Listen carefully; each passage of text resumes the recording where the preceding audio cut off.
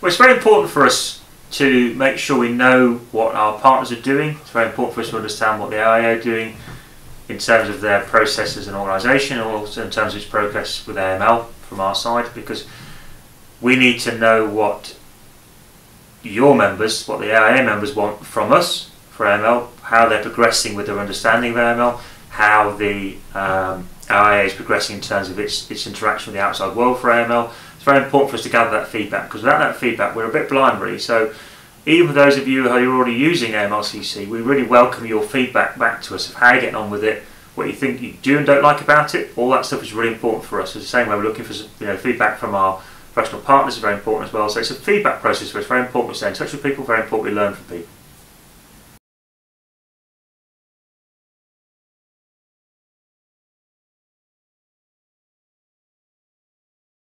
Absolutely. So AMLCC, first of all, you need to understand, is an online product. Okay, there's no software to download, there's no disk to take home, any of those things at all. It's all online. So it's reliant upon, of course, online access, but it means it can be accessed from anywhere they might be.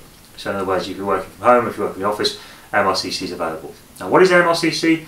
AMLCC is an anti-money laundering compliance company. That's what we call ourselves, and it's about making sure there's a structure around which AML compliance can be achieved. It's built solely for the accounting and bookkeeping sector. Covers insolvency, of course, and also covers auditing within that, basically. So it's covering the accounting sector, as we call it, what's called accounting service providers by the regulations. The idea is to give a framework around which people can achieve their compliance. There's a lot of aspects to that compliance, but the key thing is to remember we can never replace the requirement to think. There has to be an element of thought in the process of AML. AML does have a time requirement. We'll talk about that perhaps a bit more later on. There's a time requirement for AML, absolutely, but there's a requirement also to have people's heads on. They can't just blindly close their eyes, tick boxes, and think AML compliance has been achieved. There has to be eyes open, ears open, thinking process. There has to be that need to kind of interact with AML, understand the environment they're working in. Now, if that's being achieved, AML will give the framework, AMLCC will give the framework to allow that structure to be documented, allow the processes to be created, followed, and that resource channeled in the most effective way.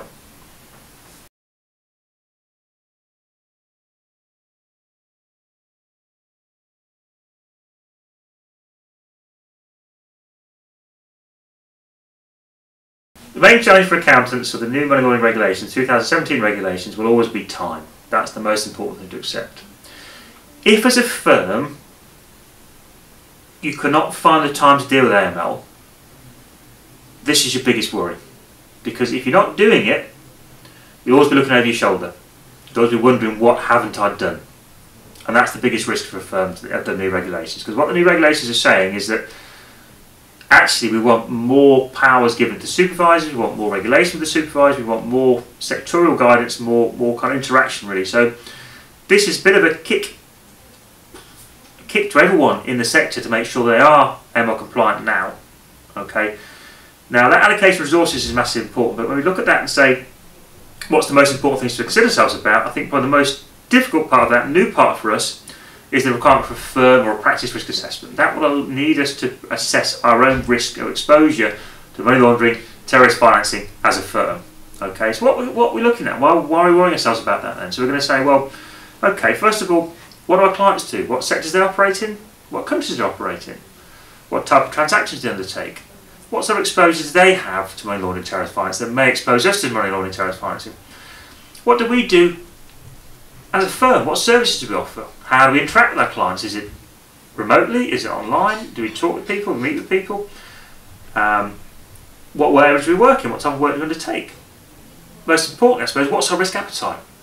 If we're a firm that's looking very aggressively to take risk on board, naturally we're going to find ourselves slightly more exposed to money laundering, terrorist finance than a firm who doesn't take that risk. So our firm risk assessment must consider all those aspects of it and say, right, here we go.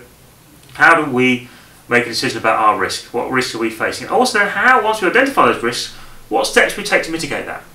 What steps we do take to make sure our risk is being minimised for ourselves? Because if we look at a risk, recognise it and do nothing about it, we've done nothing, have we? We've learnt nothing. We've not progressed in any way. So we have to assess the risk, understand it, mitigate it. And that's part of our firm risk assessment. Very important now. And I think most supervisors are requiring that risk assessment to be documented now and be delivered to the supervisory body as part of their annual return basically. So look out for firm risk assessment. AMLCC will provide you with a template, so the questions and answers for the firm risk assessment.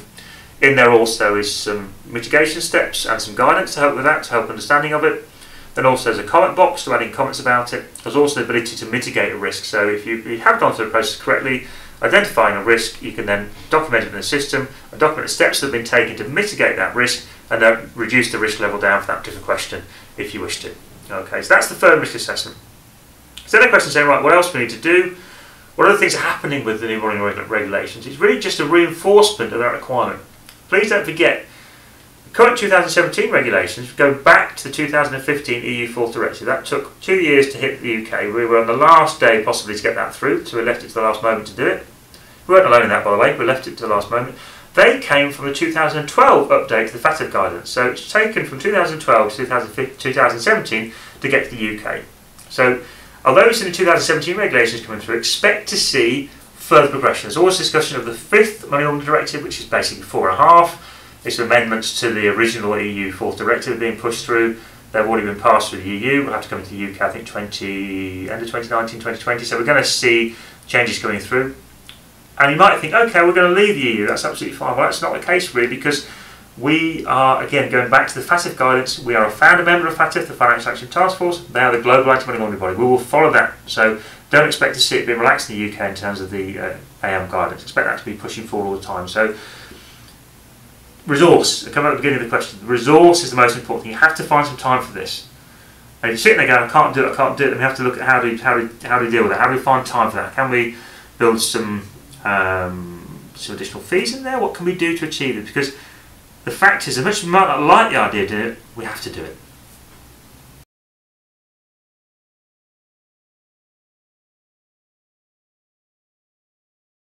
Well, you look at the previous answer to the previous question, you say, well, allocate resources. How's it benefiting me to put more time into that I can't afford to pay for?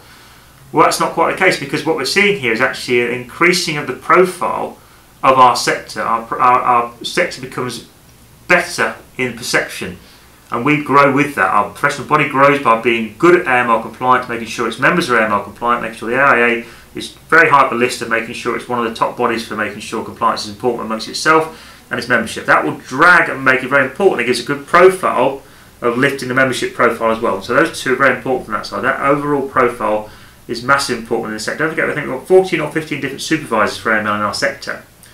And at the end of the day, each supervisor wants to be as good as they can be. They want to be in that sort of top quarter of being the top list for doing so. Any progress in there, any positive in there, will reflect very well on the membership. That, I think, is the most important thing to look at from there. Also, don't forget, come back to the very basics here. We talked about money laundering regulations. Don't forget the Process of Crime Act. The Process of Crime Act is what makes it important for people to report anything they come across in terms of money laundering, process of crime, etc., to the National Crime Agency, the NCA. If you don't do that, penalties are up to 14 years in prison. Now, your AML compliance will allow you to make sure you do comply with that. If you ignore your AML compliance and then get found out for not making a report you should have made, suddenly you're going to look as if you're part of that problem. So again, the benefits are very broad for being on top of AML compliance. Not only the ability to sleep at night, of course, very important on that side as well, but they're all very important parts of that. So yes, AML compliance should bring a much stronger position for each practice it works in, and stronger for the overall body itself, but better for the AIA.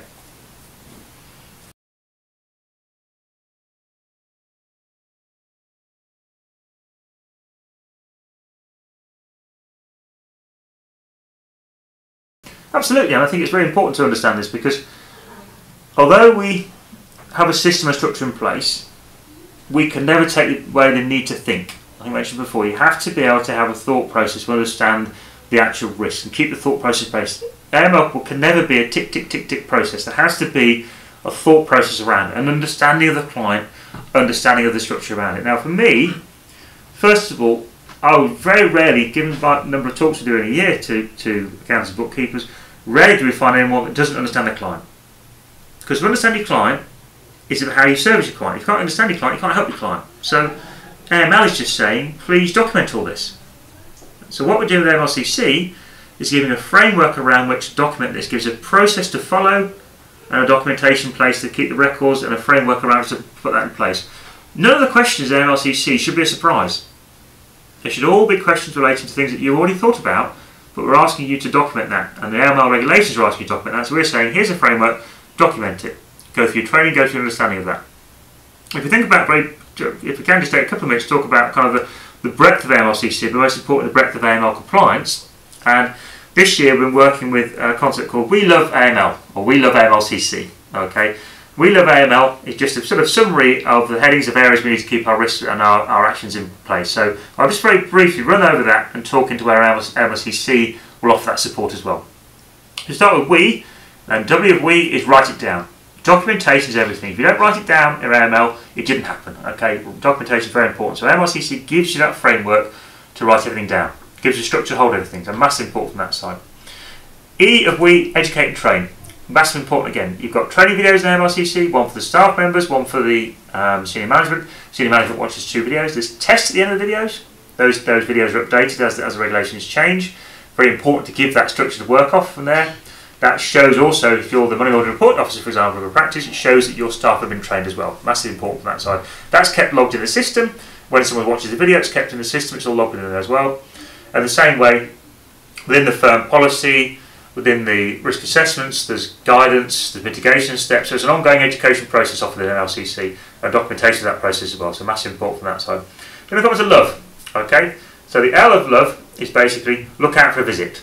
Okay, so you can have a visit from your supervisor. So if your AML supervisor at AIA, I expect you would be watching this video, then you may well expect a video visit from AIA to review what you're doing for AML basically. So if your AML compliance is good, you'll be happy. If your AML compliance is not so good, now's a good time to think about this. Because don't also forget you could have a visit from law enforcement, you could have a visit from training standards, HMRC, you could be interviewed in the caution, etc. If your AML records are good, you're little to worry about. If your AML records are well off on there is a real risk that you look as if you're actually part of the crime, not part of the good side. So make sure your records demonstrate that, and that's where education will help you to understand that. And that's why when you're getting ready for looking out for a visit, you've got your records in place to demonstrate your compliance. The most important thing there, demonstrate your compliance. That's where your recording comes in and triggers into your look out for a visit bit. We've gone to the O of love. We've got operational organisational. In other words, having a system in place, having a structure in place, having an onboarding structure when a client comes on board, asking the right questions, gathering the right information, having a system for training, education. That's all part of your operational systems within that structure. Again, AMLCC gives that framework to work around that. We also have an online manual there if you want to. If you prefer a paper-based system to work alongside AMLCC, you can download aspects of the manual and use it as paper-based if you wish to. It's very important from that side. Moving on to V. V is about verify and identify. You need to verify and identify your clients. Okay, that's important from that side. Again, with AMLCC, you've got an online structure where you can keep all your client records if you wish to, in terms of your passports, driving license, documentation, etc., proof of address. That can all go into the system. It's all date stamped, coded, and you can put a time on there for update as well. So it's all within the structure. So it gives you a framework again to keep that stuff there. Also, if you wish to, and this is a pay-as-you-go basis, so there is a cost to this, you can access the Equifax online verification checks, and they will check basically the cloud footprint, the electronic footprint of an individual to confirm they exist. It will never replace, don't forget, at least at this stage it won't replace the need for photographic ID as well. So the photographic ID will confirm the person is who they say they are.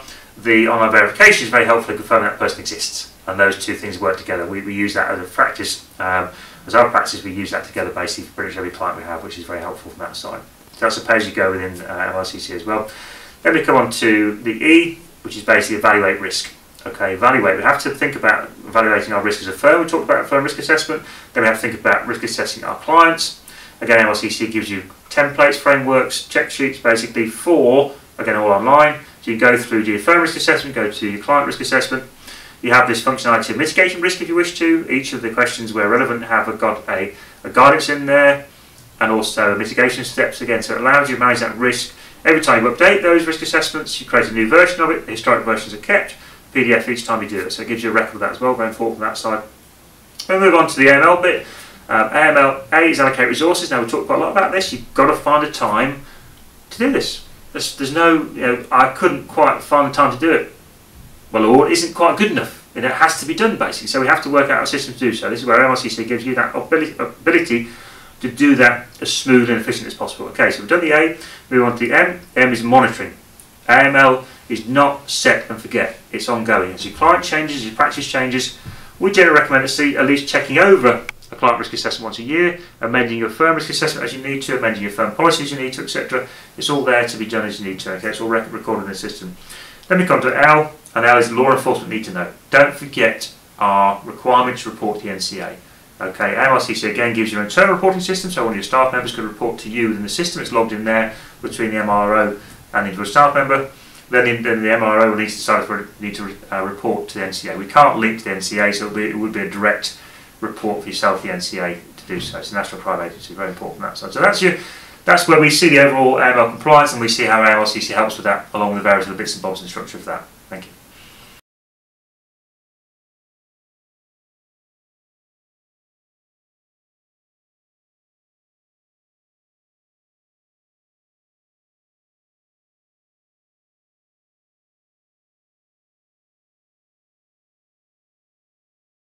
We talked a little bit about the structure of the compliance requirements, the We Love AML, or we should say We Love AMLCC. Very important to kind of think about the concept of that, so that AMLCC offers that support to give that processes around which that can be achieved. As a member, basically the structure in AMLCC is there's different levels of staff. So the top level is the principal, so that's the owner of the practice effectively.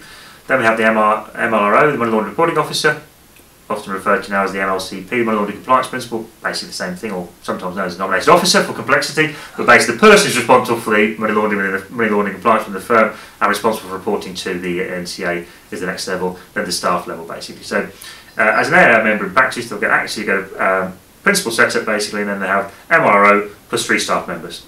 That's within the system there. If they want more staff, there's a small charge to increase that number if they wish to, but basically that framework's in there to do so. So the training's there, it's all set up, it's ready to go as and when they are. They can set themselves up online. They'll need a discount code, which comes from head office, which allows you to go down to the normal list price of the product down to 0 each on an annual basis. So while they're maintained as being AIA member in practice, each year they renew their membership in practice, they'll get a new code that allows them to renew their MLCC every year and keep that down to a price of 0.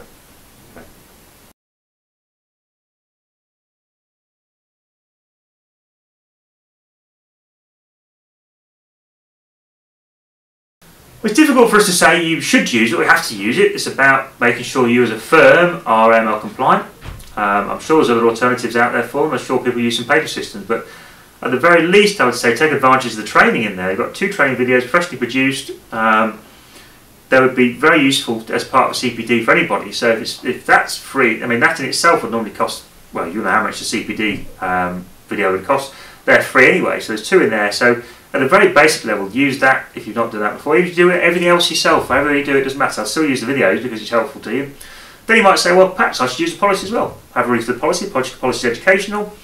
Again, you can then, as you put staff members in the system to watch the video, they can then start to look at the policy as well, so you keep your policy in one place. Then you'll begin to keep all your AML stuff in one place, and you'll start thinking, well, actually, this makes sense to keep everything in one place. And, oh, here's my firm risk assessment as well. I'll do that here as well. Oh, my staff can see that as well. I can see they've read that. And then suddenly you'll be flowing into a position where you're using the system in full, because actually, once you've got through that initial setup and understand the system, you'll see actually it's designed to be as simple as possible, but as helpful as possible to make it useful for you. So certainly give us a call if you've not seen it before. We are introducing more and more demo videos in the system to allow people to show how to do different parts of it, so they can do it. If they want to do it at midnight, they can do it. Whatever they want to do, you'll be amazed how many registrations we get over Christmas. Christmas Day people register with us, so it's just people find the time, so I appreciate people are busy from that side, but have a look at it if you've not seen it before. It's available to you. Give us a call. We'll do our best to support you back with that, and I think you'll hopefully find it useful.